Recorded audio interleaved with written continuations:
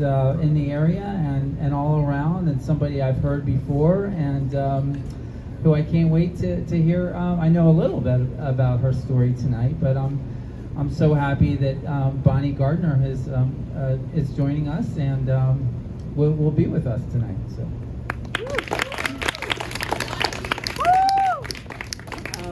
I need both hands to talk. So,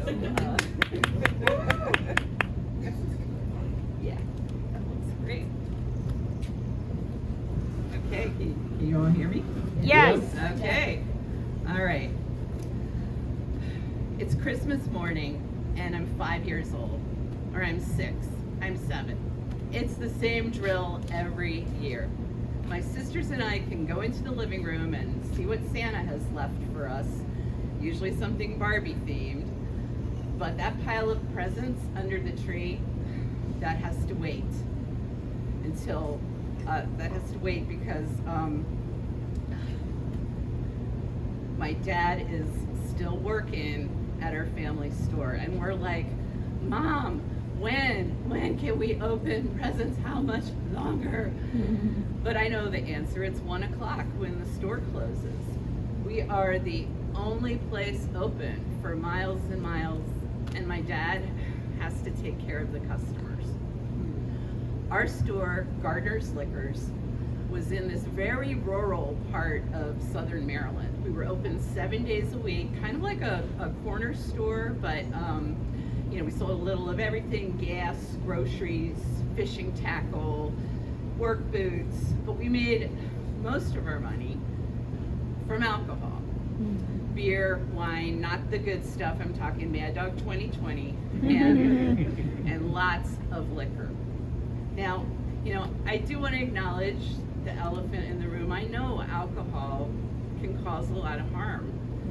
And you might think, growing up in a liquor store, not really an ideal childhood.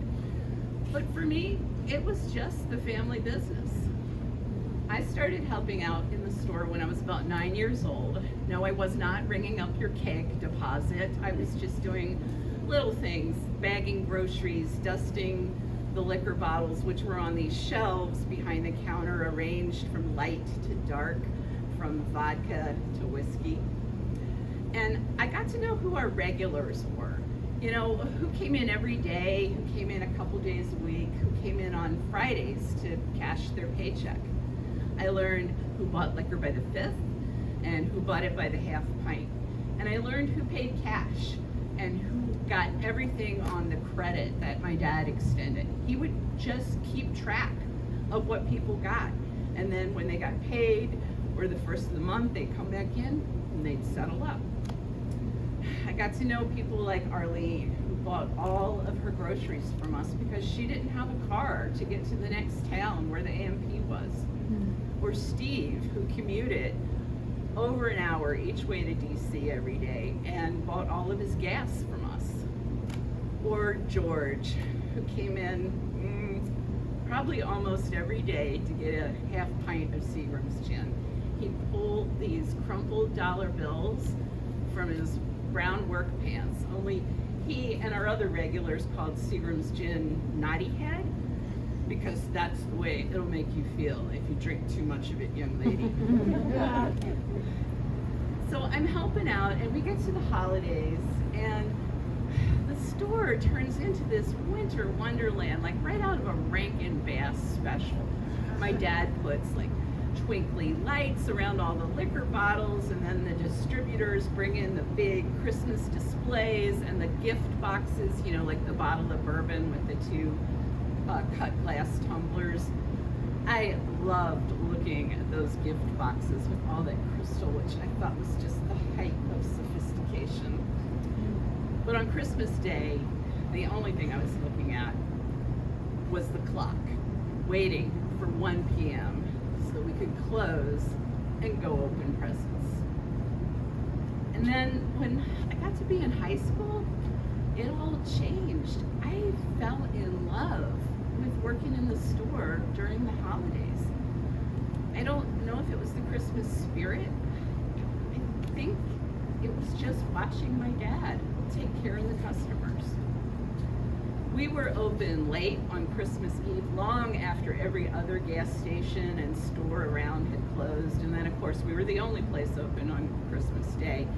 And when we did close, there would always be a few customers coming, knocking on the door while we were still in there cashing out the register, just looking at us with these pleading eyes. You know, maybe it was someone who needed $5 worth of gas to get home to their family, or someone who forgot the half and half for the eggnog, or one year when Aunt Flo came for the holidays and I rang up a last minute box of tampons for a very relieved young woman. Because my dad would always open the door. Our presents could wait. But really, at the holidays, it was all about the regulars. When it got to be the last time that a regular customer would be in before Christmas, whether it was a few days ahead or Christmas Eve, my dad would be ready for them. Whatever they usually bought, you know, pint of Jack Daniels, a bottle of Boone's Farm, he'd have one waiting behind the counter for them, and he'd hand it to them as a gift and say, "Merry Christmas."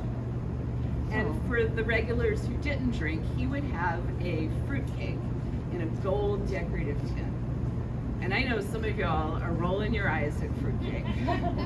But let me tell you, Hostess, the people who made Twinkies, you know, they used to make this special order fruitcake at the holidays, and it would make you a believer.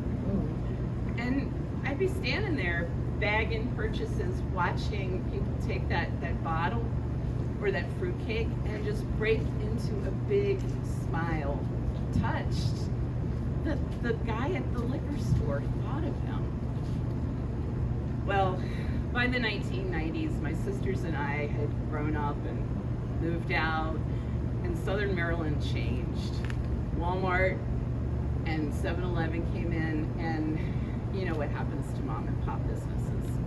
I mean, we sold the liquor that they couldn't, but we couldn't compete with always low prices. The first Christmas after we sold the family store, we lingered over bacon and pancakes. Unlike every Christmas of my entire childhood, my dad didn't have to miss watching my sister's little kids run into the room and see what Santa had left. We could open presents anytime we wanted. I've spent most of my career in a unionized job where working on Christmas would have been just unheard of. But when you're the only store open for miles and miles, it's just different. You know, I know there are communities that fight to keep liquor stores out. But a store can be a community. Like it was for George, who came in every Christmas Eve pulling those crumpled dollar bills out of his pocket and asking for his half pint of Naughty Head, and my dad handing him two and saying Merry Christmas. My dad took care of his customers. Thank you.